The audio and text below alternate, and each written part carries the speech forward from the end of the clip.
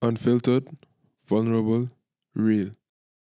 The Life on the Tour boys are on a mission to make tennis great again by sharing their tennis stories in a way that most people wouldn't feel comfortable doing. We talk about a lot, but this one might need a part two. Dane Sweeny and Calum Puttergill, welcome to the changeover.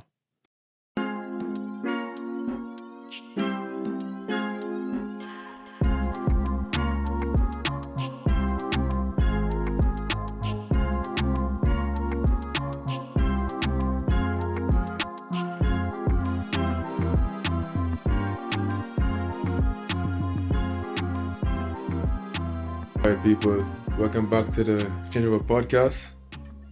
It is 7 a.m. here in Florida, and we got some guys on the other side of the world. I think it's got to be like 9 p.m. So we grinding to get this done. We have the Life on the Tour boys, Dane Sweeny and Calum Puttergill. Thanks for joining us, guys. Yeah, thanks for having us. It finally actually happened. There was a few cancellations and a bit of reshuffling. It's been a few weeks in the making. This Yeah, that's for this sure. episode. I told Dane he's like those Instagram girls that you follow and they follow back and then you just don't answer you again. Exactly, that's acting like a bad bitch over there. Yeah. It's a numbers game. Yeah. So, make tennis great again. It's on the forehead right now. What does that mean for whoever can answer that the best? Means a heap of different things. Hey, for me, in Australia, where I am right now, for me, every day at the moment, making tennis great again means bringing the vibe to every time I walk on the court as a coach. It means enriching the life of the student I'm with. It means making tennis a happy place for them and a place of a medium for them to grow in. Also in Australia, for me, it means bringing more of a vibe to tennis around. We don't have many events with many crowds on outside of Australia, so I feel like there's a lot more exposure that could be brought to tennis in Australia.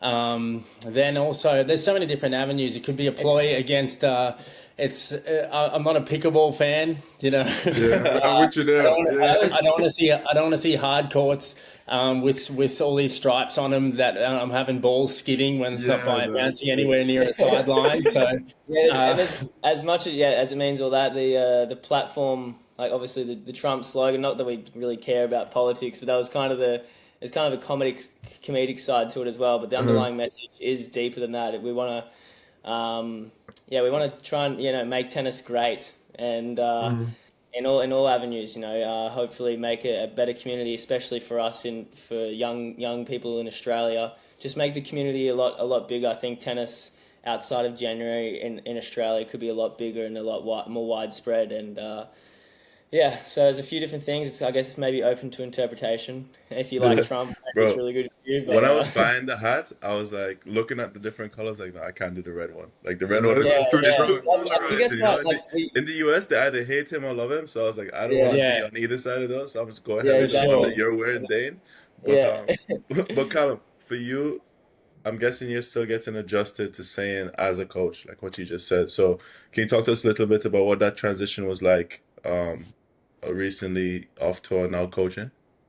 Yeah, it was a kind of slow burn transition. Through last year, the last 18, 20 months, I just played doubles only on tour, a lot of it mostly on the Challenger Tour. And through that period, the latter stages of that period, I started coaching an American fella, actually from Florida, Christian Langmo. Okay. And legend, good mate of both of ours. And I'd always coached on and off, as you know, Jody. Like there's unless you're getting up into on the ATP tour and playing regular tour events, there's not much money in tennis at the low levels. So I would go out for a big stint on the road when I was playing singles or any time in my career, and then come back in to my nest broke usually, and then go or in the red.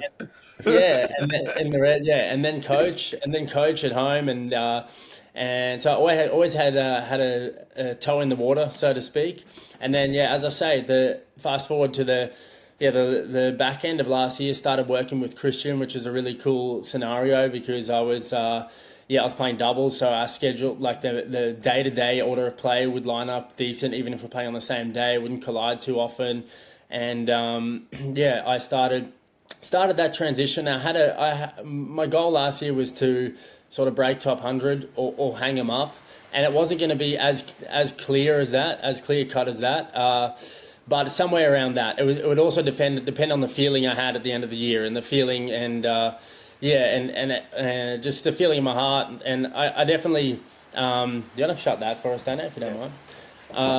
I definitely could have kept going for a long time. I love playing, and there's so many avenues to the lifestyle that I really enjoy and feel like I had a lot left in me. But just a slight shift in priorities on a few things. I wanted to make a little bit of money. I wanted to just live some nice routines. I hadn't had a girlfriend in years. I wanted, a few little things that pushed me in that way. And is that what changes it? You just need to retire and you get a girlfriend? That's all it is. Apparently. Okay.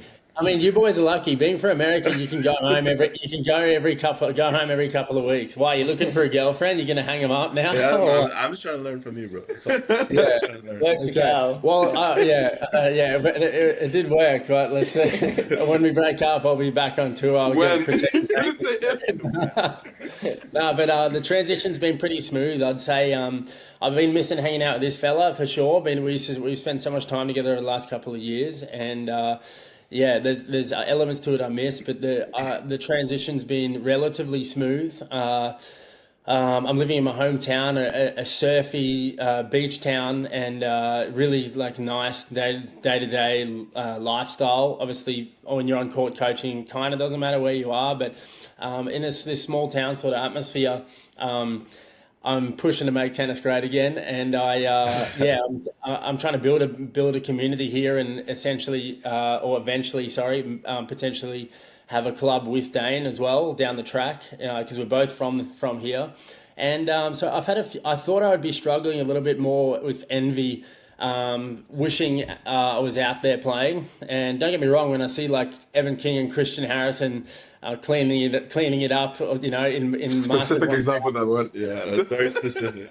Yeah, it's just an example, because they were good mates of mine, and I'd seen them grinding challies for ages, and when you see somebody like that break through so drastically, it's like, oh shit, that would be epic. But life goes quick, and I'm already, let's say, roughly 30% the way through my life if I have a good innings. So there's just heaps to explore. So I just felt like it was time to start exploring some other ventures in life, and I haven't been second guessing it too much. So life's good. On this channel, we have like a little segment called Overrated, Underrated. So I'm just gonna give you sort of a topic, and you'll explain to me if you think it's over, underrated, and we'll either argue or agree, and we'll see what's good. So I really like what you guys do with the Life on the Tour, the vlogs and stuff. And the first time I would have watched one would have been sometime maybe the beginning of last year. And you guys are, in my opinion, crazy vulnerable. Like you see Calum crying, Dane showing the girlfriend, like talking about everything that you're thinking about when you're on tour, and which can be some dark days and also some fun times as well. So vulnerability, is that over or underrated in your opinion? Underrated. Massively. Underrated. From you guys for sure. You knew that was I think you guys would know the answer for that from our point of view. Underrated for sure. I feel like everyone can just show more of that. We're human beings, like we're all experiencing the same thing. Why don't we talk about it more often? For sure. So Dane, I saw you posted maybe 2-3 days ago after your run in, I'm not sure what the last tournament was, but you posted about the struggles you've been going through and how you feel so happy to have made the final there. So can you just talk a little bit about your love-hate relationship with tennis in the last year or so? Last year's been very tough. Also beautiful. But that in particular that what I was kind of getting at in that little depthy kind of caption was I got broken up with a couple months ago, and also in conjunction with that, the last year of results just far below what I expected of myself, and I slipped like 500 spots down the ranking. and it was just a period when I got broken up with. I was like, whoa, like I'm back at Burnie where I was last year, but last year I had just qualified for Australian Open, and I was coming to Burnie to play challenges, and I was doing really good in the challenges. It made my first final, but now I'm back a year later, 400 spots down the ranking, and I've just been broken up with, and now I'm playing first round of a 25k, and it's just like, holy shit! Like it's very humbling. That's the word. Humbling experience, and but I guess in a way I felt like I had nothing to lose, and the two things I was scared most about of not succeeding in tennis and losing my girlfriend, they happened to me, and I was still smiling, and I was still really just grateful for the opportunity to really just test myself and prove myself. I saw it as like a massive opportunity to go, all right, here it is. This is the challenge. If you're willing to overcome it, then you can really do whatever you like in this life, and it's just a true test of character. And I guess the emotional last 2 months is why I kind of gave a little insight on the Instagram. So last year has been extremely tough. It was beautiful because I had such a nice relationship, but also the results weren't very good. So it was a very weird time. I lost a lot of confidence. I was doubting myself a lot, and questioning if tennis was really what I wanted to do. I actually had a little break last year for 2 months, but now I feel more clear than ever that tennis is what I'm put on this earth to do, at least for right now. And I feel like my path is as clear as it's ever been, and I feel like naturally I'm devoting more of my whole self in devotion to it. So Can we? Yeah. Sorry. I didn't mean to cut you off, but can we talk a little bit about the self-doubt thing? So, at what point in the year was the doubt coming in? So you had your career highs, um, and then I'm assuming the results dropped a little bit. Is that when the doubt came in, or was the doubt when you were at the highs and you didn't know if you could get further up? No, You know. I felt like start of last year, um, and even the end of 2023, like I qualified for Shanghai and won a round, I had first top 100 win. Then January came around, I qualified for AO, then I made my first final with Chally, and I was thinking this is my breakthrough. I'm thinking I'm playing such good tennis, I had so much belief, I thought nothing could really stop me. And then I was working with my dad at the time, and then I made a decent amount of money at Australian Open, and I had been talking to this other coach, Wayne Black, and after that period of doing really well, we decided to work with Wayne, just do a little period with him and just see how that went. And he had been top 100 before, and a little guy himself, and we just got along really well on the phone, and I just thought it was a really good match. He saw my game how I saw it, and I just thought it'd be good to try out. And definitely not saying it's his fault, but I just don't think we really gelled together that well. And I went on a 9-match losing streak, and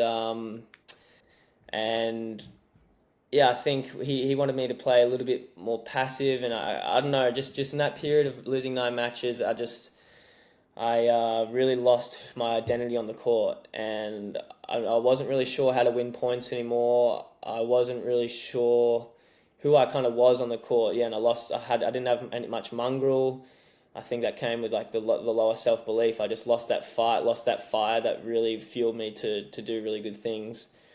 And then from then on, it was just I just felt really lost. I stopped working with Wayne, but then I still felt very lost. I lost just all my confidence, and I just feel like from then on, it's been a slow rebuild process to show myself that I do have the ability. And although I had that period that it's not going to determine my long-term success, it was almost just a test to really see if tennis is really something I want to do, and if I'm willing to commit to it. Hey guys, quick break from the episode. The best way to support us is to like the video, subscribe to the channel, ring the notification bell so you don't miss any of the upcoming videos. Thanks for watching, and enjoy the rest of the episode.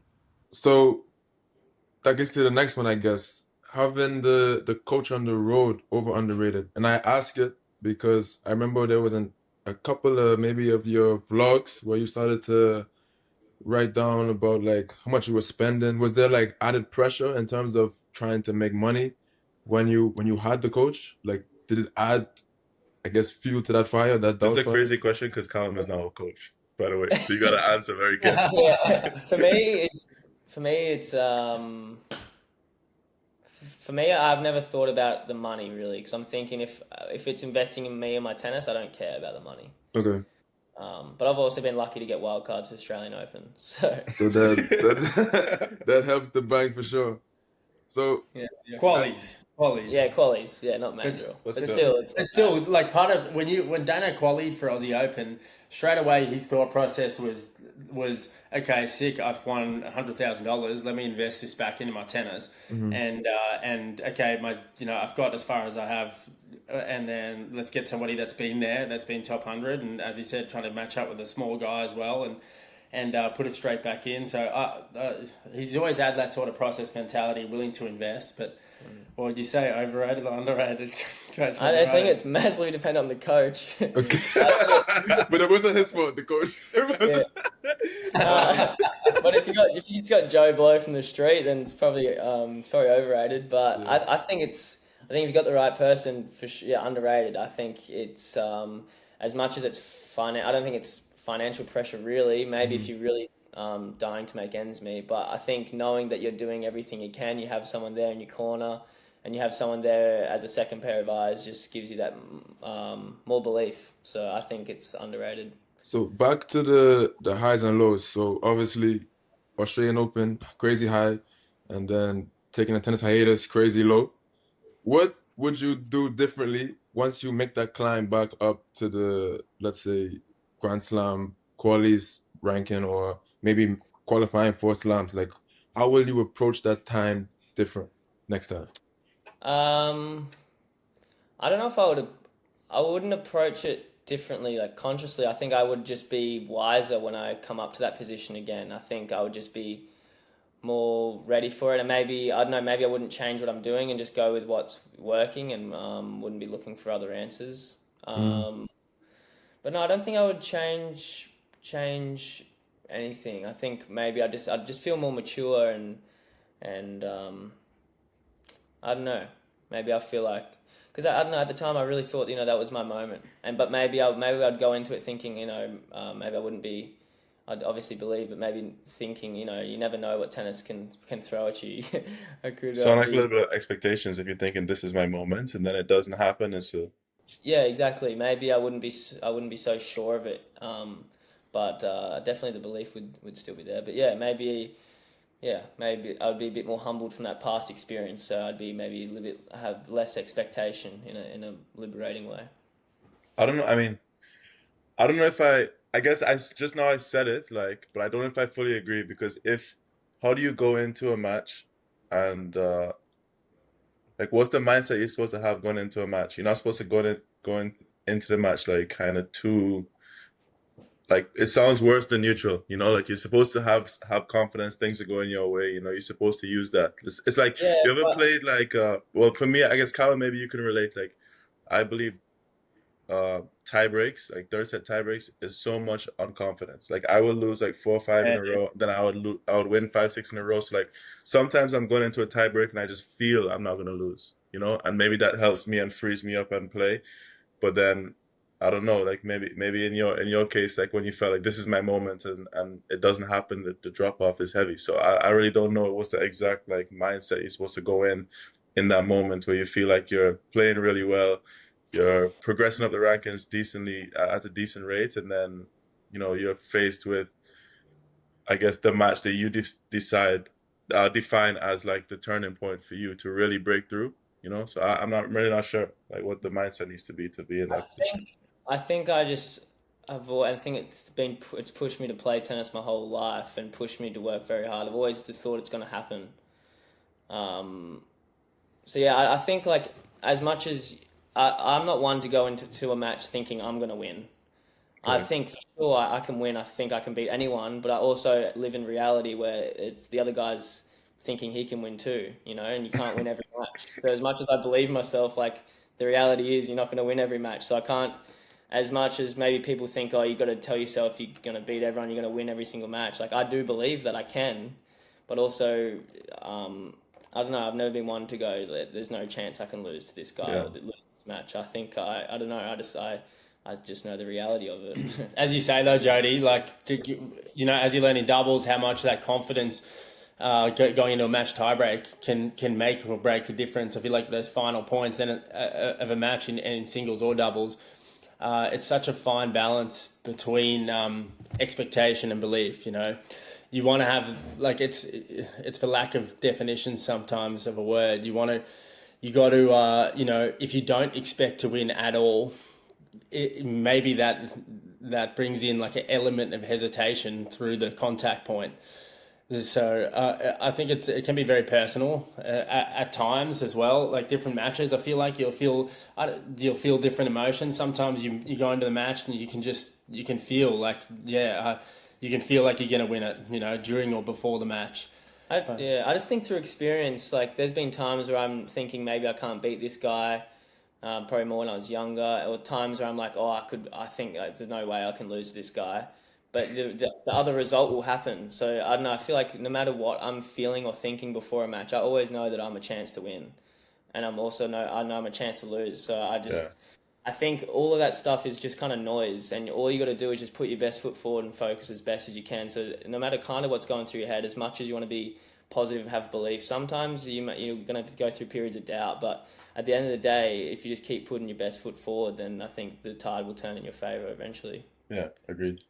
Talking about building confidence, I guess for both of you. So Dane, after your hiatus and you return and you aren't winning matches, like how are you going about building confidence while you don't have the results in front of you? And then for Calum, while you were playing, how did you do the same thing? But also now as a coach, let's say now you're in Langmo's corner, how are you trying to help him approach building confidence as a player? I guess either one. Yeah, okay. Well, He's giving you the chance to talk first so he can think about how good his answer's about to be. I think give me notes. I think for me it was just always just keeping that fire alive of knowing that I can do it. That was the starting point. Just really believing that I can do it. I think without that I wouldn't play tennis. Like if I didn't know I could make it, if I didn't think I could make it, I wouldn't play tennis. I don't think. Maybe I would casually, but that was my starting point. Always having that knowing, that belief, and then as I was saying before, just knowing that I'm going to get there if I just keep putting my best foot forward and just seeing it as an internal challenge to see how committed I can be to the path, and the harder I work, the more chance I am I'm gonna win matches, and that's the hard work you put off the court builds confidence, and then obviously the winning matches builds a lot of confidence as well. So I think the confidence for me at the start when I was coming back really came from just putting the work in and just doing the best I could off the court, and that slowly started to translate into wins, and I'm having some wins now, and that's building a lot of the confidence too. So I think it just started a lot with applying myself to each and every training day and match day, and knowing that that's going to pay off, and then that translating to wins also just gets the ball rolling even further. So the primary source of confidence is not the outcome of the match? No, I would say, well, for me, it started with the hard work off the court, off the match court. Yeah. And just applying myself, being in a really good mentality every single training session, because I think my mind has, as it does for everyone, holds them back, and I was just really finding confidence in having a very good attitude every day and getting the most out of myself, and knowing that is going to lead to wins. And I think obviously winning matches builds a lot of confidence. If you're losing a lot of matches, it's really, you can still have the belief, but the confidence may be a bit low. Yeah. So that's definitely another component. Obviously, just the winning of matches themselves. But I always had that knowing that if I work hard, and if anyone really works hard and put their mind to it, it can really turn around. That reminds me a little bit of, I was working with one of the PTPA mental coaches. Shout out to Damon if you watch it. But in the preseason, what we talked about was building psychological momentum, and I heard you talk a little bit about it in the last vlog you guys dropped.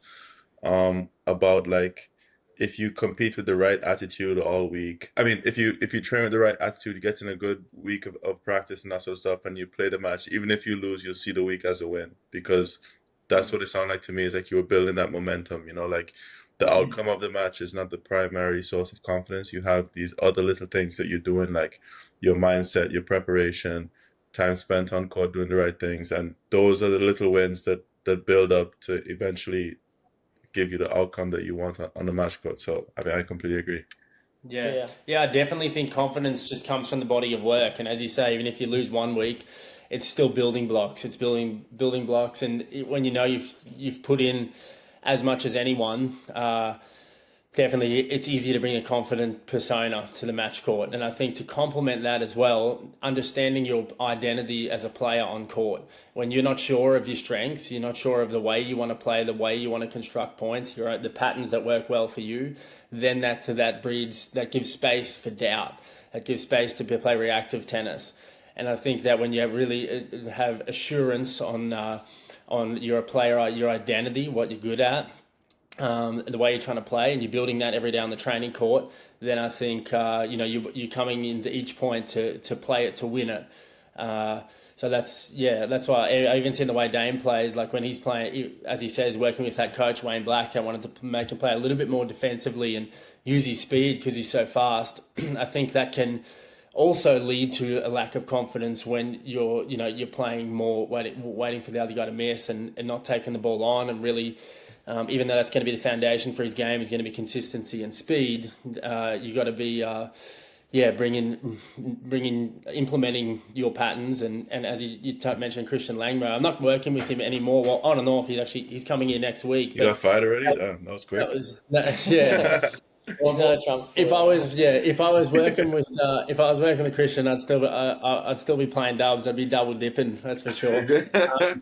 But I try to bring that massively to Christian for his identity, the way he was seeing himself playing, just developing that identity, growing that identity to come forward and to use his volleys, complementing his forehand and everything, and even me on the doubles court, like you got to know what you're good at, you got to know where your strengths are and work on those a lot, and fine line between always working on your weaknesses on the practice court, to try and get those better.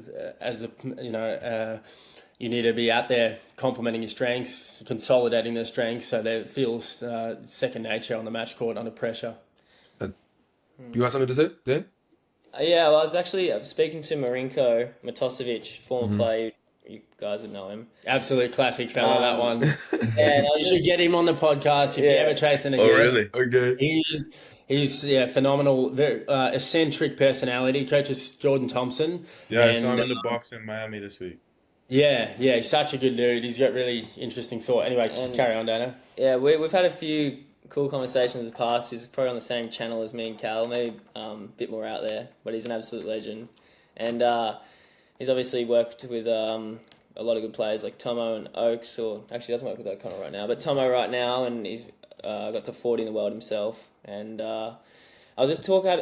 Cal actually said you should have a chat with him, and I gave him a call and just talking, just trying to get a bit of advice and just have a conversation with him. He's a good guy to talk to, and I was just saying I was just struggling with a bit of doubt, and just tennis hasn't been going my way for the last year or so. This is probably about a month ago, and I was just saying, I'm not very confident, and I'm just doubting myself. And he's like, listen, all this stuff you're saying, it's all in your mind. It's all in your mind. You need to take, when you're playing, you need to try and coach yourself and take Dane, who's not confident, who's doubting himself, take that person out of it and just act like you're coaching yourself objectively. So it doesn't matter if you're confident, doesn't matter if you're not confident, doesn't matter if you're doubting yourself, doesn't matter if your forehand's not feeling good, doesn't matter anything really. You need to be coaching yourself objectively. Making it less emotional. Taking the emotion out of it. Take your emotions out of it. Just take all the shit, all the mind stuff out of it, and coach yourself objectively. Every ball, if you need to hit the ball there with that intensity, you need to do that. It doesn't matter how you're feeling on the day, really. And obviously, and just trying to really coach yourself in an objective manner and take all the mind stuff out of it. And I feel like that really helped me on the grass and in Bernie and Launceston and a couple of tournaments before that as well.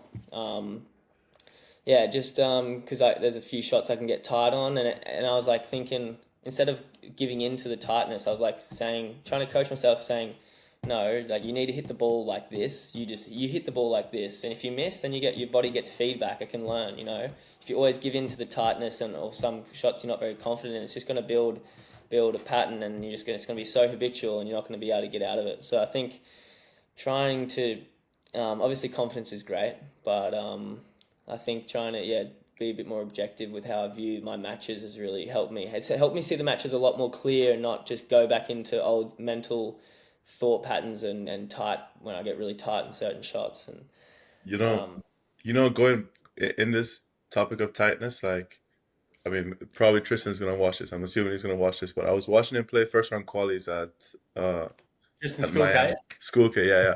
Yeah. And he was up a set and 3-1 when I got to the court, and he played the longest game, a return game, had like a couple break points in the game, didn't break. So Napolitano held, so it was 2-3, still a break for Tristan. He stayed up a break until 5-4, and the few games that I watched, he was all over Napolitano. Got to 40-15 in the game, serving for the match. Got past twice. I don't remember if he doubled at deuce, but he got past twice serving and volleying, or at least coming into net. On break point down, he served and volleyed again. And then from that point on until the end of the set, he served 7 doubles. So I was like, or maybe at least 6 doubles. So then I was like, wow, but at that point I just came back from Portugal, so I was exhausted. Like, it was the end of the day, so I was like, time change was kicking my ass. So I came home. By the time I came home, I saw that he won, and then I was like, it started to process to me that even the best players in the world, oh wow, that's crazy.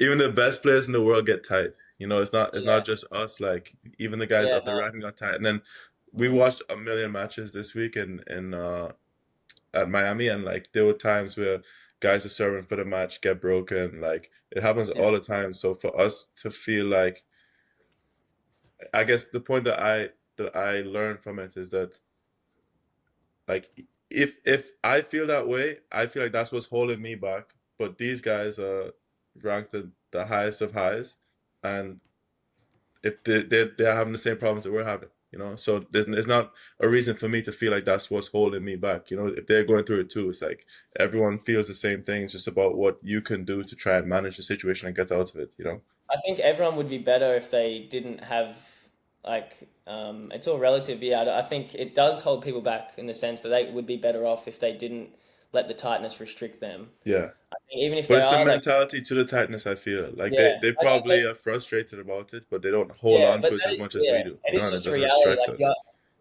It is a reality. You're gonna get tight, and maybe part of that coaching yourself objectively is maybe acknowledging, all right, this shot's actually fucking in the bin right now. Maybe I do need a chip. It's sometimes you do have to accept it. Because at the end of the day, all you're trying to do is win the match and just be better than the other person on the other side of the net. And maybe if it's the chip forehand that's going to do that, then if you shake hands as a winner, that's all right. Max Purcell could probably agree with that. But at the end of the day, that's the beauty of tennis, is trying to get over that fear. I think that's what. I found myself loving those parts of the matches the most this week. Yeah. Just like seeing. Like, when it was with Tristan, I was like fucking uncomfortable. I hated the feeling. Yeah. But everyone else, the people that I didn't know and stuff, it was like I was watching them and just seeing how they deal with it, and like seeing if they can get across line, if they can't, and how they manage it, Yeah, and that's that's honestly one of the things that attracts me most about tennis, is trying to overcome that fear. And that's why sport's so attractive around the world. People just want to see pressure moments, because everybody's a human being. Everyone knows that the reality of it, they must be feeling this at some point. Even when you're watching Sinner and Alcaraz, it must be in there. Yeah. But that's just Christian and Evan were the same thing. Christian and Evan were playing Vavastori Bolelli. They were all over them, holding serve pretty easy up until I think Christian served for it at 5-4 in the second or something, and then he didn't make first serves in the game. And it was the game before his aces or serving first ball, like rolling through games up until 5-4. That little inkling of doubt, and then you give into that, like as you said, Tristan, you get that little inkling of doubt, you give into it once, you decel a second serve, it goes double, Yeah. And then the Fault, and then next the part, one. all the past comes through. Yeah, then all the past, all the trauma coming back, all the Yeah, trauma. light flash before your eyes. Yeah, fuck, it's happened like since I was fucking 10. Like, what's going on? And everyone's got like one shot they can get tight on. You know, it's usually forehands or second serve. Exactly. I mean, that's the point I'm making. Like, every single person has this thing Yeah. that it happens. It's just about like how you Trigger. deal with that problem and move on. Yeah. You know, like for us, maybe I feel like that's what's holding me back, and I can relate completely, Dane, to what you're feeling, because I was like, so many times I felt like in the moment, this is my day. This is when it turns for me. This would be huge for me, and that sort of stuff, and it didn't, and then it's like backwards, like 5 steps backwards. It was you know what I funny. mean? It's the time you actually kind of had the breakthrough at the San Diego Challenger when you was play the tournament. Like you was sitting on the couch here on Thursday and we're like, oh, I might get in this tournament. Next day you're on a plane to California, and all of a sudden you go and you make semis at the Challenger 100. So it's like, I think just you can't predict none of this shit. I feel like What were your expectations leading to that? Because you were probably like thinking not even about playing the tournament, and then you get in, then you're like kind of like, oh, I'm just No, happy for to be sure. playing. I was playing. I went first round 3 weeks in a row in 15s on clay, and I was like, I'm gonna take a week off and then go to Portugal, and then That's crazy. Yeah, like expectations low can be such a good recipe sometimes. Like, and then I actually went there, and it was like unreal training for like, because I didn't end up playing until maybe like Wednesday or something. So I actually got there decently early, and I just trained really well, like with all doubles guys, played a bunch of double sets and points and stuff, like.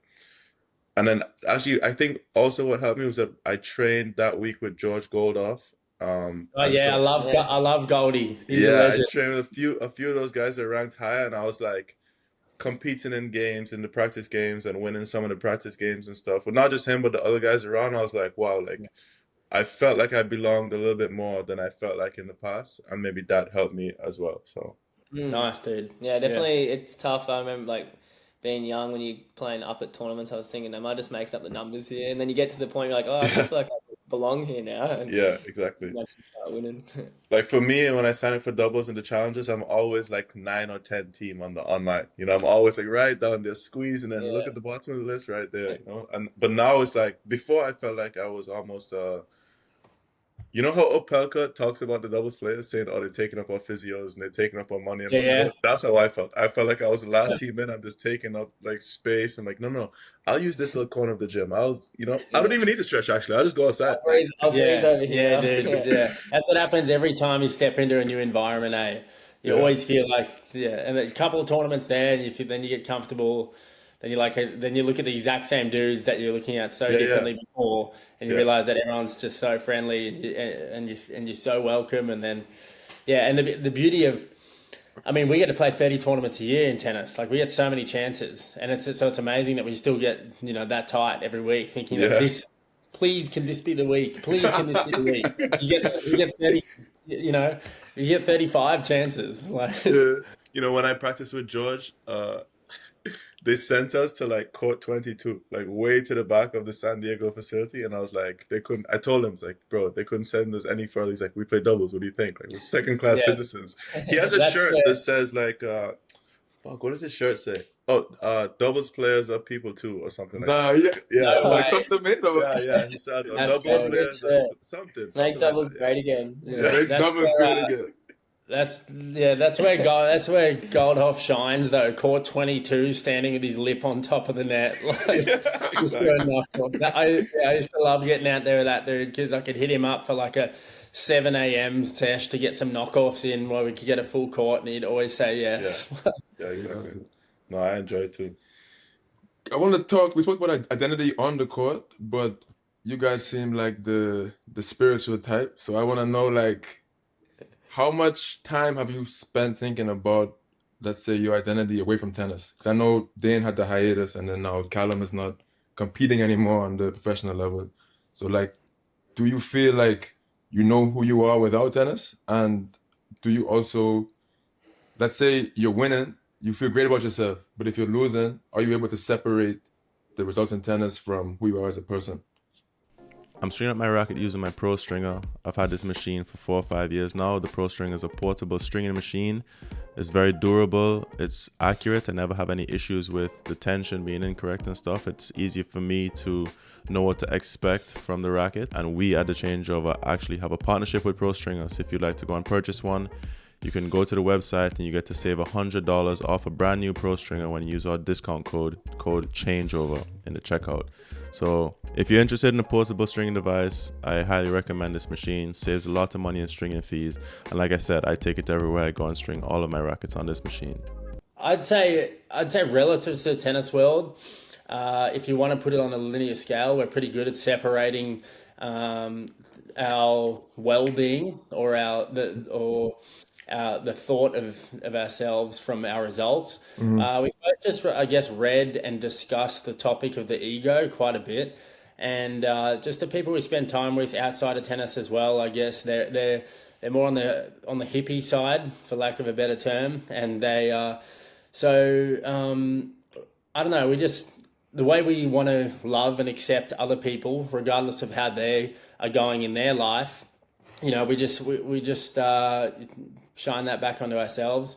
And I'd say, just through like a lot of spiritual inquisition, just trying to learn. I mean, tennis has taken us there originally, I guess, because we've gone to a place from tennis that's made us feel unworthy. Then we've gone, well, how the fuck can this thing make us feel unworthy? We're giving it everything, giving it so much love and attention.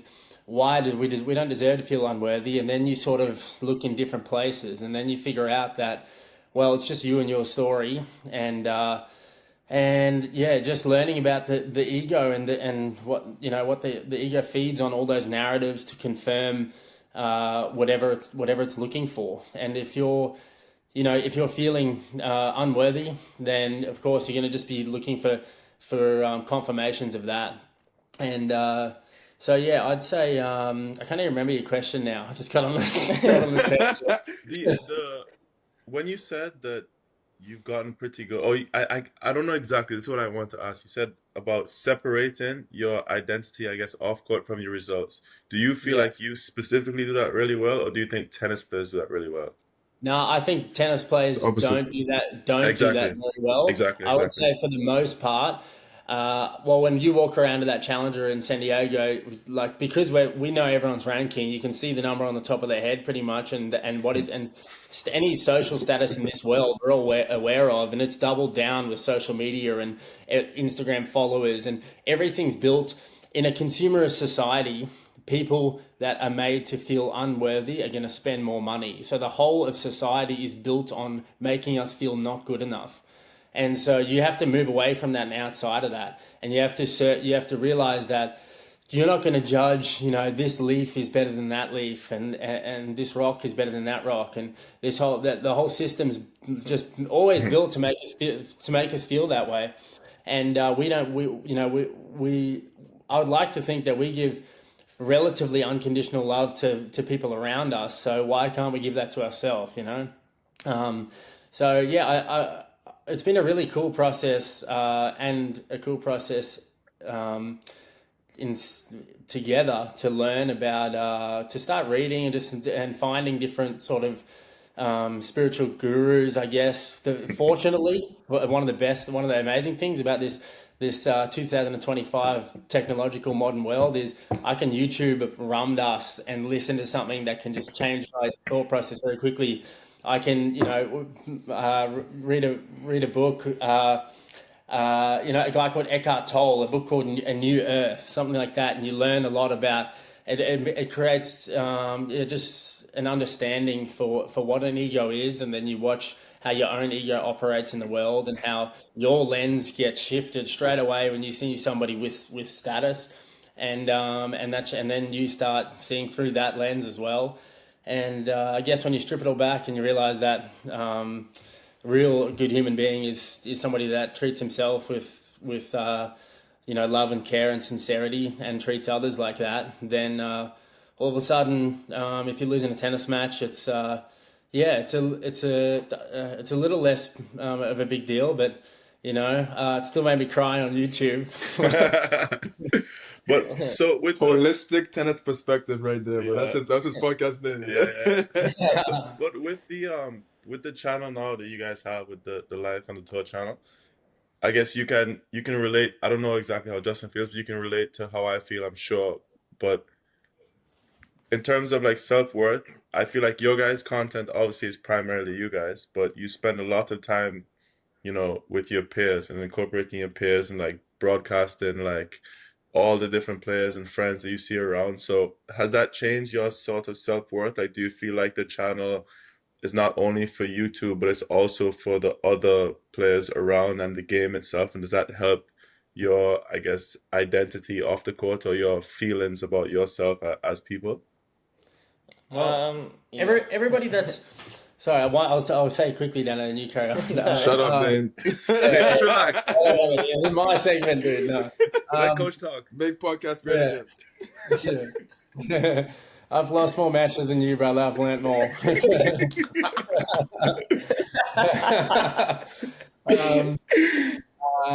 I would say it's been awesome cultivating community where it's not like our whole ploy for these videos hasn't been, obviously we want to like spread it and create clicks and create and make money. Yeah, and make money, but essentially, I mean, it's a bit of a piss take as well. Like, with wearing the hats for everything, like it's kind of it's fun, but ultimately we have really enjoyed cultivating a community where people feel comfortable to reach out and ask heaps of questions as well. We have so many kids like messaging us on Instagram, sending us technique videos, asking us how they deal with losses, and that's been one of the best. You answer them quick or no? Sorry? You answer them back fast or no? I answer them quick, and then Dan will get back in business days. Yeah, unless they're like blonde and skinny. But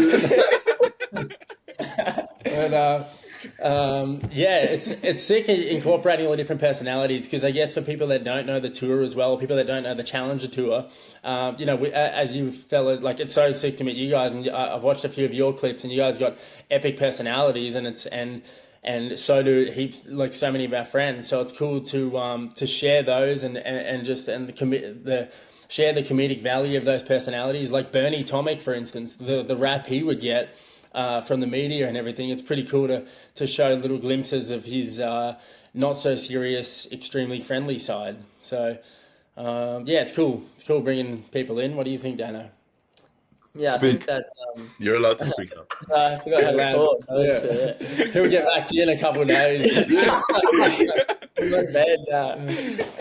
I think tennis. It's obviously any sport, such a competitive environment. So I think as Cal said, trying to make that community feel, and everyone's a human, just trying to do the best they can. So I think trying to make everyone a little bit closer. And I would love to showcase people actually more. It's just tough trying to film yourself and film others. I would love to get down the nitty gritty and, I don't know, do a slow motion of Shimizu's backhand, and I don't know, just showcase all the sick players and sick personalities there are on the tour, because there are a lot of them, and it is maybe it can feel like a bit of a hostile environment when it's so competitive. But I think if we can make it more friendly, I'm not saying it's not, but I think if we're always pushing that and just trying to make it a better community for everyone.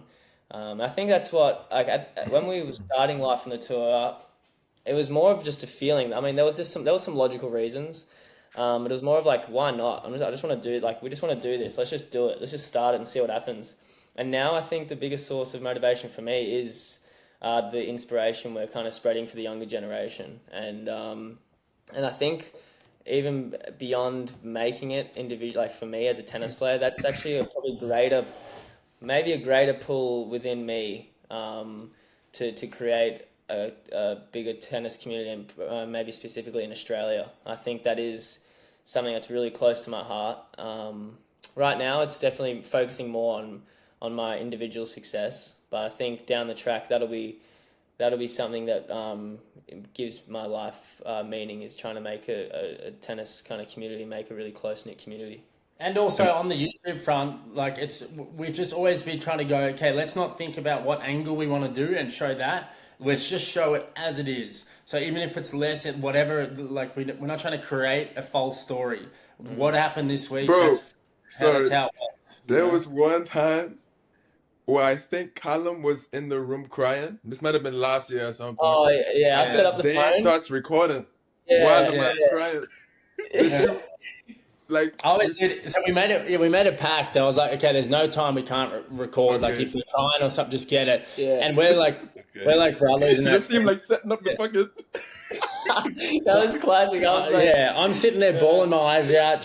I've been in a little rut. I'm just feeling shattered. I'm feeling like. No, but he set it up on the slide. Yeah, Cal couldn't see it. I couldn't. I couldn't even see it. He lent it. He lent it on the foam roller or something. He lent it. Yeah, the foam roller on the bed. Then he comes over to comfort me and goes, and then tries to pull questions out of me. He leans and goes, "How you feeling?" Yeah. Yeah. Cal on camera, keep crying. Keep crying. Cry more. Scream actually. Oh shit. Say something controversial, quick. Yeah. What do you think about Trump? Yeah. We should make these huts. Yeah, that's really sad. Yeah. What are we talking about? Saw this? You saw Dane in a tree in the last episode? Man climbing a tree, halfway up the These tree. guys are earthy. I Yo. like climbing trees. You guys should give it a go. Honestly. That's next level grounding. It's not even tree hugging. That's different. That's something. That's not even grounded. If you're up in the tree, it's not even grounding. It's fucking levitating. Well, I used to get laughed at. We used to get laughed at by so many because I played a lot of American Charlies the last 2 years, and we get laughed at so much because where we live, like you can walk. I'll meet my mum out for lunch and I'll go with no shoes, no shirt. Like it's not a massive deal because everyone's coming off the beach and it's like a law for you guys. I watched the videos like they're training. No one has a shirt on. It's so required to not wear a shirt. No plantar fasciitis for us. So we're just barely wearing clothes then. So it'd be so funny when I'd be in America and I'd I'd leave my room and just not really think twice, walking down to the gas station or something and just have no shirt, no shoes. People would look at you like you're insane. Lexington, Kentucky. I'm in the elevator. I see Dane Sweeny walks into the elevator, no shirt, no socks, just walking down to the lobby. Like, dude, are you home? What is going on, bro? Like, where are you? Yeah, no, I'm not really a fan of shoes, eh? Make barefoot great again. I'm not really a fan of cloth and fucking. Yeah, just be human. But I will say though, back to the content really quick. I feel like you guys.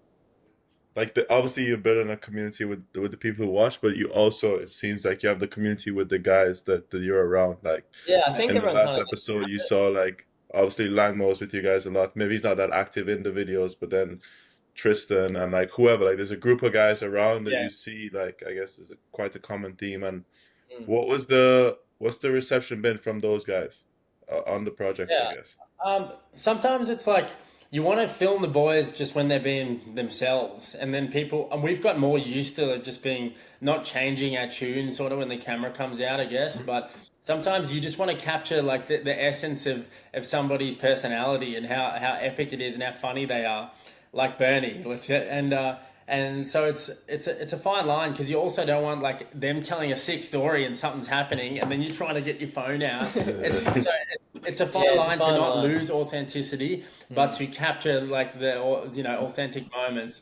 And so some of our mates that you would have seen that aren't really that they're ex-players. There's one dude that looks like he's from the 50s. He's a half Japanese fella. The two boys. I don't know if you watch any of the episode we went to Japan. It was fun. As you say, if somebody's hanging with us for a week or two, just really getting them involved in on it as well, and having different personalities show up.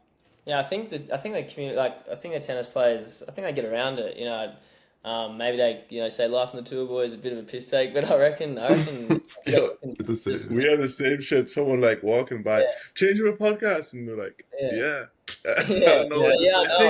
I'm been there. Yeah. Early on, it was more of the I guess if you say the piss take, but I think as it's grown, people are kind of excited to be in the vlog or they want to come on the podcast. As it gets bigger, people get more behind it. I feel. Yeah. Strength in numbers. I think that's some of the challenge of starting it because you realize you're going to be those guys that. You don't want to be that guy. That is the worst. I don't want to be the guy that everyone's scared that's going to whip out their camera and start videoing shit. It's here he comes again.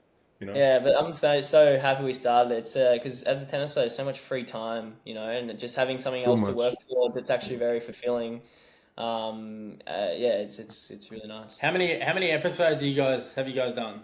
We gotta be like in the 70s now. Oh, solid. nice. When did you start? This is our third year. Yeah. Okay, So cool. we started Maybe like it is. April, huh? I should count them. We're kind of tracking the same. We've done like maybe 23, 24 episodes, and we're a year in. But I feel like Maybe yours actually a bit longer than a year. yours is so different because you do every single one is vlog style content, and it's you guys have really long episodes. You know, Yeah, I mean yeah, we do as well, but we're sitting here. We don't have to like, Yeah. you know, it's not a bunch of editing. It's like we're doing like this is it. You know, Yeah. but because I'll do a vlog and it's 10 minutes long and it takes me fucking hours to do. Like Justin does all the vlogs and I we can't. don't Like, I edit. can't stand. Fortunately, the girl that I started dating is a video editor, so so I gotta be a good boy. That is a business decision right there. Good, very good. Free Yeah, editing. so now But not she was free. actually You have to, yeah, but you know what I mean. Yeah. she was actually saying to me the other day, we were laying in the back of a truck, you'd call it, and she was saying to me, Why were you laying in the back of a truck, my brother? Please. I don't know, Let dude, the we're man just speak. wrestling. We're just wrestling. Just grounding. Yeah. Tanning the glutes. But she was saying to me, "Oh, why don't she's a videographer, so she edits like she'll run Instagram pages for businesses, or she'll be doing adverts and get a little crew together, film an advert and make the advert." So she was saying pretty much all the work's remote. So she's like, why don't you start playing and you carry on and I'll come with you and I can film the whole thing. We can do it full professional. And I was like, fuck, don't say, yes, please. like, don't say that now. Yeah. So I might start a GoFundMe and then get back out there. Adjust my position. The sun's coming up, shining right in my eye. We'll go to Monastery and just play some 15k futures singles. Yeah, start the singles. Yeah. 10 and pro at 31. Take on Crew. Yeah, 10 and pro at 31. Bro, like off day at home, what's the ideal day? Like you guys strike me as like sunrise meditation, fucking dip in the sea, light some incense, like surf. Like what's the ideal off day over there for you? Kind of that. Yeah, a little Pretty bit of accurate. that, or like sunrise, then go to bed. No, I'm joking. Definitely just always in nature. If off day, I'll swim in the ocean like once or twice a day. Wait, a day? Yeah. How close you live to the beach? Like in the water, actually. 5-minute walk. Yeah, I'm 10-minute drive. Cal's 5-minute walk. I go first thing in the morning. Every morning, I go for a swim and then have a coffee. I was joking about the okay. Just why you need to stop judging people. Yeah, it's actually sometimes sunrise, sometimes a bit after sunrise. For me, getting in the ocean, surfing every day, like that's one of the things I miss so much when I'm on the road. As cliche as it sounds, it really is like a centering, soulful connection, getting like in a body of water, and for I don't know, maybe just because I've done it my whole life, but I'll just feel like I'm just washing all that city off me when I get back. So a bit of that, and then it's always we're both pretty social, so we love catching up. Like we got a good group of mates back here that obviously I'm to get to see more often now, but for most of the time when we would come home, all the boys would kind of congregate when we were home, because we would bring them together in a way, because they'd be living their normal lives, and then we would come back. But even when we were on the road and we had off days, we would try and do something in nature. If we were in the city, we would try and get a botanical garden, or we'd go swimming at anywhere. Like we would just search for a body of water. Once we were playing the Tyler Texas Challenger, and we had an off day or off afternoon, and we just looked for the biggest patch of bush that we could find and caught an Uber there. Got out got out of the Uber, the dude's like, "Where are you going?" And we were just like, "Oh yeah, we're just going to go for a walk in the bush." And then, we just went walking in the bush and found this little creek, had a little swim. Was that at the gated community one? Yeah. And then we went to this other one. It was like we've got an Uber. Just found this like body of water on Google Maps. I'm like, all right, let's just see what's going on. When have you ever told me I found this body of water? Have you ever said that? Swimmable. Yeah, we're both just like chilling in our hotel room beds on Google Maps trying to scan for bodies of water. And then we get there and Uber drops us off and he's like, and then we're like, the road that was leading to it's like cut off by there's a gate there, so it's like a gated community. And we're like, fuck it, let's just go through the bush, and we just find our way through this bush, and then we end up finding this body of water after like 30 minutes of like barefoot just bushwalking. And then there's all these like mansions surrounding this body of water.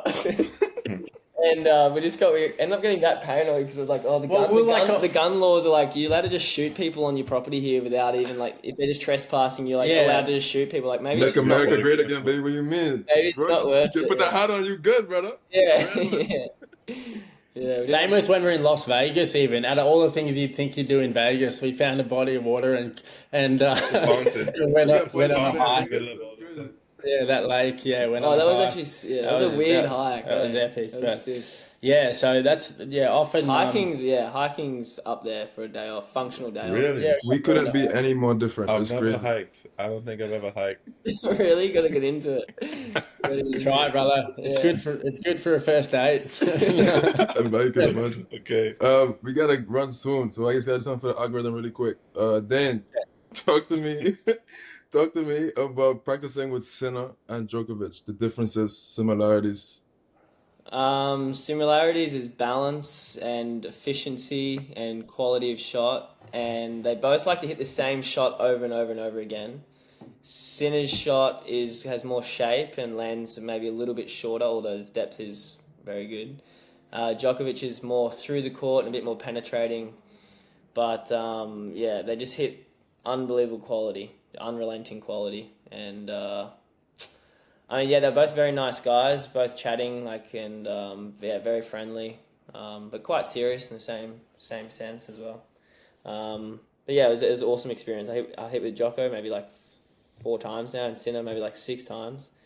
It's been unreal. Always a little bit tight before I go out there. I'm like, fuck. every time I hit like so good. Was it your video that you had a warm-up hit before you hit with one of them? Was that you? I remember watching some video. There was someone who was hitting with one of the top guys that went and did a warm-up hit before they went and hit with like one of the top guys. Maybe that wasn't you. I didn't hit him specifically, but you did it. Maybe that AO video we were hitting.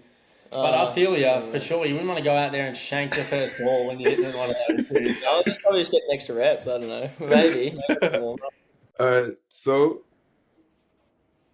it's game time, but we do a little different. Lights on. Yeah, man. This game time. It's game time. We do a little different today, though. For no reason, the man has lights. I'm gonna give Jody the day off since there's like a time delay with the. I don't want to. Any cheater. Have you seen this or no? Have you seen any of these videos?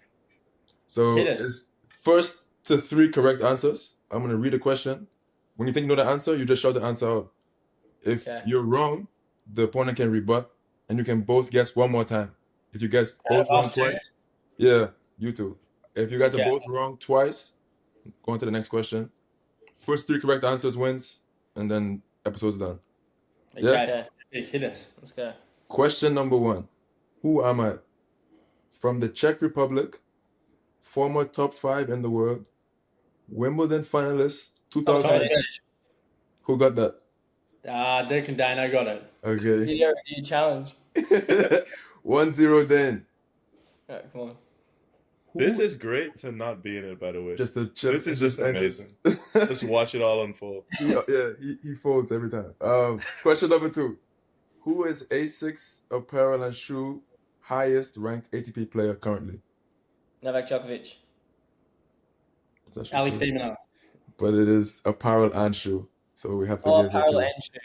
Yeah. Alex de Minaur. Yeah, you're right. Yeah. 1-1. Vamos. 17 times 3. 30. 48. No. 58. No. You can't answer anymore, bro. Calum, take your 51. time. You answer 51. 49. Oh, Jesus 51. Christ. No. Three again. It's 51. It's 51. Yeah, I said. But you answered 16 times, so I can't give it to you. Okay, time. What was that third? Wow, I got it wrong. Make math great again. Make math great again, that's correct. Get Dane to school again. Okay. All right. 1-1, What's sir. the score? 1-1, okay. 1-1. Okay, come on. Which famous women's tennis player from Romania retired this year? Simona Halep. Yes, I was gonna. I was gonna say Christy. Correct. Like, correct. 2-1. Who is the #1 ranked Australian woman? Kim Birrell. Dane. 2-2. Wait, who? Dane. Come on, Kim mate. Birrell. Kim Nice. Birrell. All right. This is literally breakpoint in the third tight level. Come on. If you had 38 apples in a bag Fuck me. and half of them fell on the ground, how many apples are left in the bag? 19. Yes. Oh my god. One math. One math. We're a tennis potty.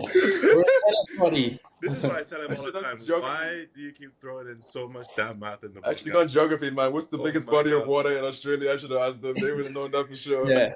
I actually don't even know. No, because just want to say thank you guys for joining us today. Like, I know it's been like a couple of weeks of planning it, but I appreciate you guys making it happen, bro. I appreciate it. Yeah, thanks for No, thanks so much, boys. I love what you guys do. Yeah, and thanks for having us. Really appreciate it. It was a great chat. Good to chat with both of you, and hopefully see you in person sometime down the road. For sure. Yeah, If we're all in person, we run it back again, and we'll do it the right way. Sounds good. Let's make tennis great again. Yeah. Yes, sir. All right, boys, take care. Take it easy, man.